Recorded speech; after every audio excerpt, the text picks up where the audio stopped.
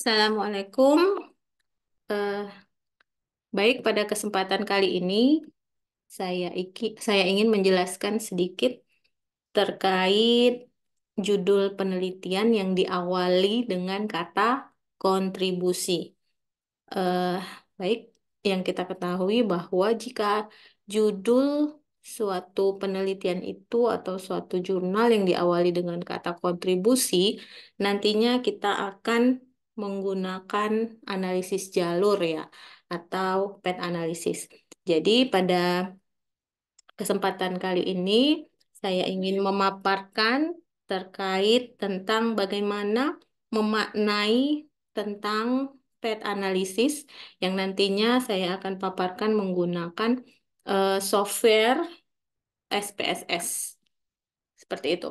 Jadi ini saya ambil contoh.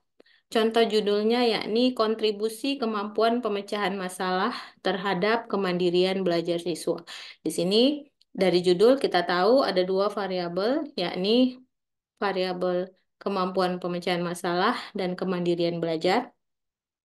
Di sini variabel bebasnya adalah kemampuan pemecahan masalah dan variabel terikatnya adalah kemandirian belajar. Oke, untuk eh,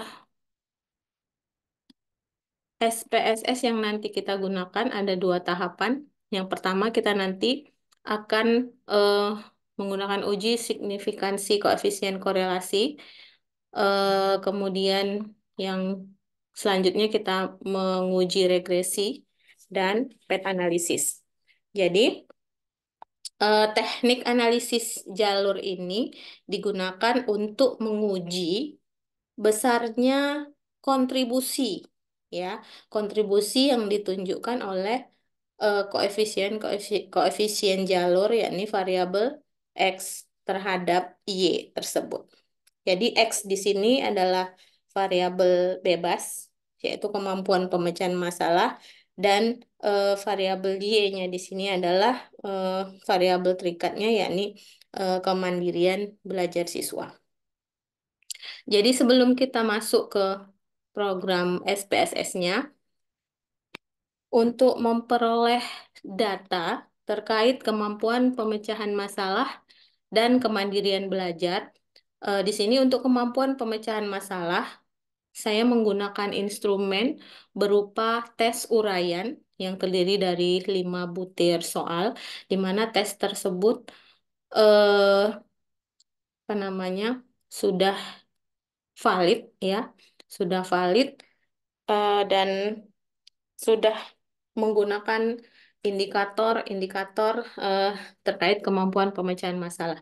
Begitu juga dengan instrumen kemandirian belajar. Di sini saya gunakan skala sikap, bisa juga menggunakan angket, tapi di sini saya menggunakan skala sikap kemandirian belajar siswa yang terdiri dari 30 pernyataan.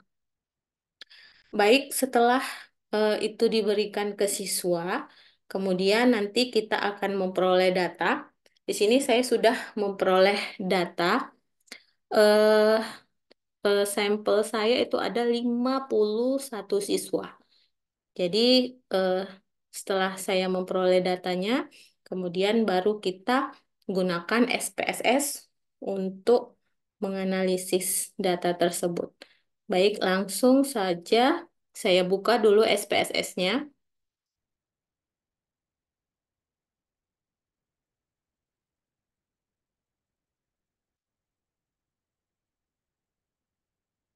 Baik, ini adalah tampilan dari eh, SPSS ya. Ini ada data view, ada variabel view. Kemudian untuk variabel view, di sini ini kita buat variabel X. Variabel X tadi adalah eh, kemampuan pemecahan masalah.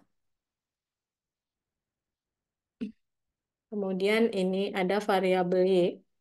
Variabel Y-nya tadi adalah kemandirian belajar.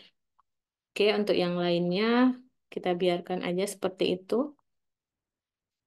Oke, nggak usah diubah-ubah. Kemudian kita ke data view. Di sini kita cukup mengkopikan data Excel yang sudah kita peroleh dari hasil di lapangan. Saya buka dulu ya. Saya copy dulu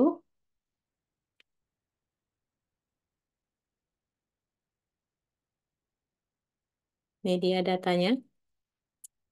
Oke, eh, langkah pertama kita mau menghitung korelasinya. Klik Analyze, Correlate, dan Bivariate. Oke, di sini untuk kemampuan pemecahan masalah dan kemandirian belajar kita pindahkan ke kolom sebelahnya. Oke, optionnya ini boleh kita centang, boleh juga tidak. Sini kalau kita centang, nanti dia akan memunculkan rata-rata dan standar deviasinya. Oke, klik OK. Oke, ini hasil dari korelasinya. Sini bisa kita lihat signifikannya 0,00. Kalau nilai signifikan 0,00 dan ini lebih kecil dari probabilitasnya, yakni probabilitasnya 0,05, artinya data tersebut adalah signifikan ya untuk korelasinya, berarti terdapat hubungan. Selanjutnya kita kembali ke data tadi. Tahap yang kedua, kita ingin menghitung eh, regresinya dan analisis jalurnya. Oke, kita kembali lagi ke data. Caranya, analyze, regression, linear. Nah, di sini untuk dependent, ya, ini kita isi kemandirian belajar, pindahkan ke dependent. Yang variabel bebasnya kemampuan pemecahan masalah, pindahkan ke independen. Untuk yang ini, kita bisa pilih mana yang kita mau. Ini boleh di checkbox saja. Untuk plots, continue jangan lupa. Untuk plots, kita bisa pilih yang ini atau yang ini boleh tinggal dipilih saja. Kemudian untuk option, nah ini sudah pas ya. Tinggal continue dan klik OK. Kita bisa lihat hasilnya. Di sini ada banyak tabel ya.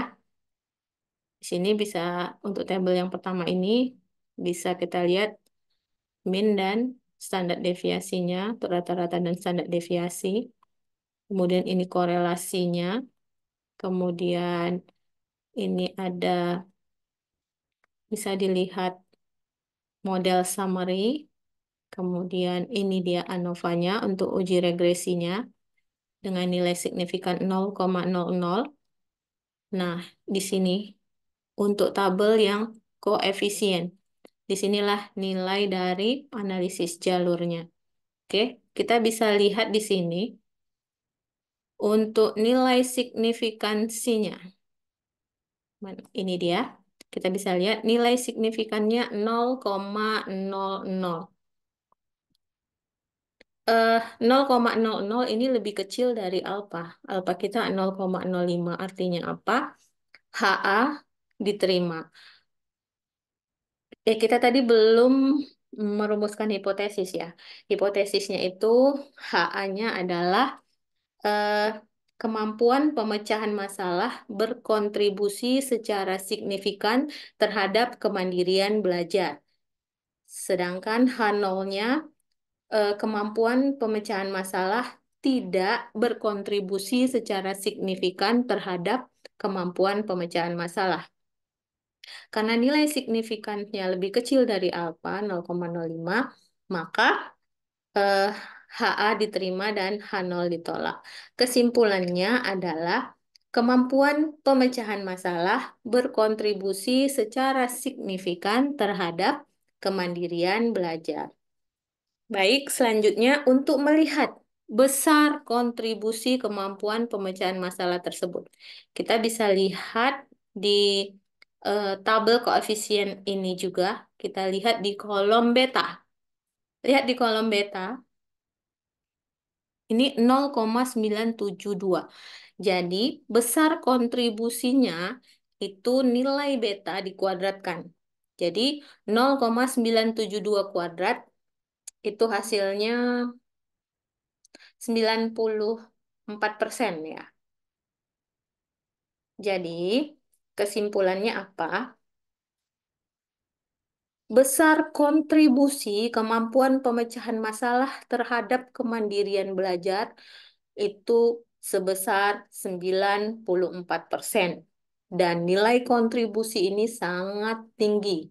Artinya apa? Kalau kita maknai, artinya agar untuk meningkatkan kemandirian siswa dalam belajar, jadi siswa terlebih dahulu harus menumbuhkan kemampuan pemecahan masalah dalam diri siswa tersebut. Dan kedua variabel ini sepertinya eh, sangat terkait ya antara satu dan yang lainnya, karena eh, nilai kontribusinya itu cukup tinggi seperti itu. Jadi kesimpulannya itu eh, kemampuan pemecahan masalah berkontribusi secara signifikan terhadap kemandirian belajar siswa dan nilai dan besar kontribusinya itu sebesar 94%. Saya kira itu saja. Terima kasih. Semoga ini dapat membantu. Assalamualaikum.